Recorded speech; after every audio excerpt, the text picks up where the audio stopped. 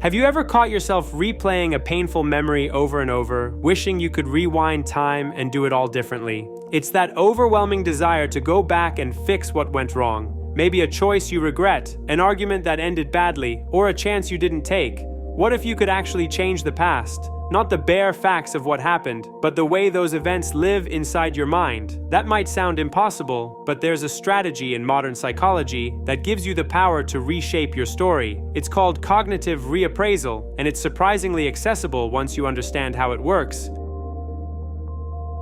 Cognitive reappraisal isn't about rewriting history or convincing yourself some painful event never happened. It's about altering the lens through which you view that experience, so it no longer weighs you down. Our memories might feel fixed, as though they're burned into our brains forever, but they're far more malleable than most of us realize. When you replay a memory, your mind isn't just hitting play on a recording, it's mixing in your current emotions, your beliefs, and the story you've told yourself all these years. By deliberately changing that story, you can shift how the memory affects you in the present.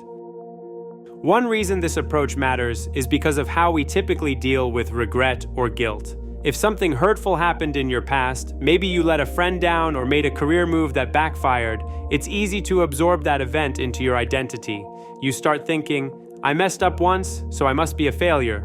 Or you might stew in bitterness and blame someone else, convincing yourself you were powerless. Both reactions trap you in negative loops.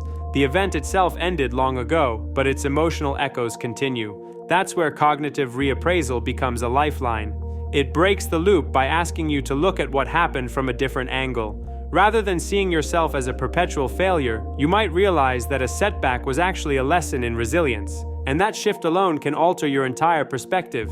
Picture it like editing a movie. You have all this raw footage, everything that was said, every mistake, every triumph or defeat. Cognitive reappraisal is the process of cutting, rearranging, and sometimes adding subtitles so you walk away with a film that conveys growth rather than endless regret. The storyline isn't a lie, it's the same content. You're simply emphasizing different themes, drawing out new understandings, and removing those dramatic filters that exaggerated how helpless you felt. The result is still authentic, but it feels more balanced and empowering.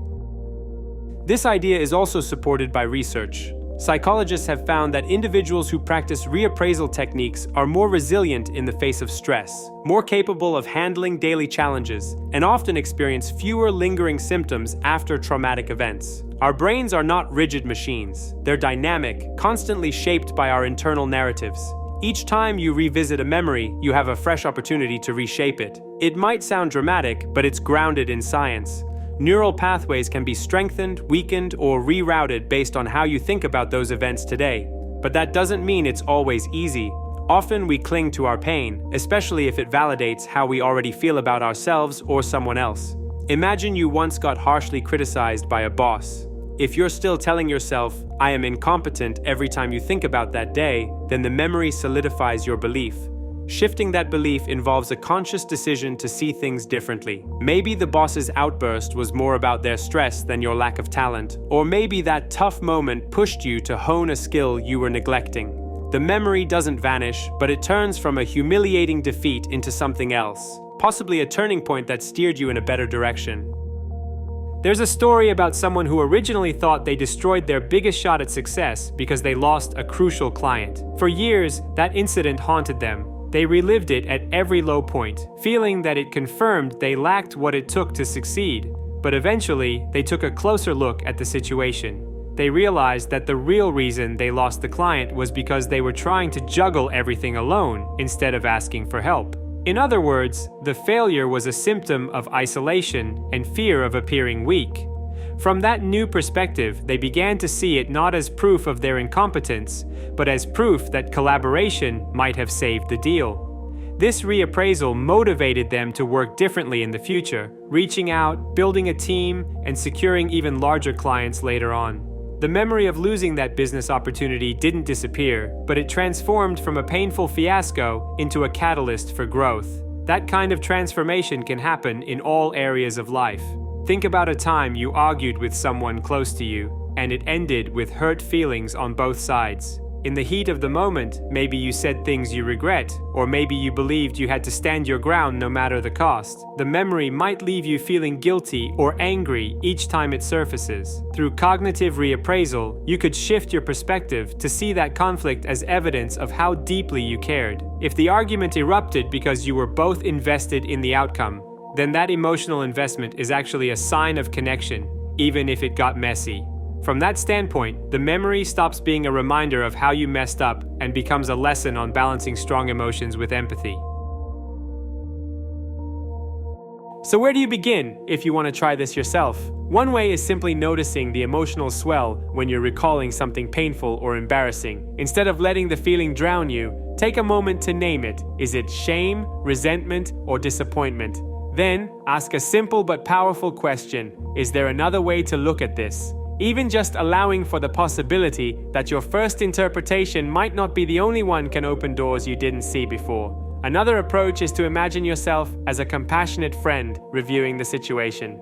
How would you comfort that friend and help them see the bigger picture? Or consider the version of you that exists today, with all the experience and insight you didn't have back then. How would that wiser self frame the event? This is not about ignoring genuine hurt or dismissing real wrongs that happened. It's about breaking free from a mental script that keeps you chained to damaging narratives. It's about granting yourself the freedom to grow beyond the worst or most disappointing moments of your past. If you can see them in a kinder, more constructive light, they become part of your evolution rather than anchors dragging you into self-doubt. What's amazing is that this isn't just some random life hack. It's an ongoing process you can refine every time you catch yourself ruminating. There's real power in acknowledging, yes, that was hard. Yes, I can still feel the sting, but maybe, just maybe, there's a different angle here. Every time you do that, you weaken the old story's hold on you and strengthen a perspective that allows you to move forward with less baggage. So the next time you feel haunted by that slip-up, that heartbreak, or that missed chance, remember that the past is not set in stone. You don't have to time travel to make a meaningful change. You only need to shift how you interpret what happened. By doing so, you can soften the blow, find valuable lessons, and craft a narrative that helps you move ahead rather than keeping you stuck in a loop of regret. That's the real impact of cognitive reappraisal. It's not about fooling yourself, it's about recognizing that every story has multiple angles, and you get to choose which angle shapes your reality. Whether you decide to look back and see strength instead of weakness, or wisdom instead of failure, you're the one writing that script. And once you realize you have that choice, the past stops feeling like a prison sentence and starts feeling more like a stepping stone. It's still there, but it's no longer something that defines you or dictates your future. You can change the past, and in doing so, you just might change everything that comes next.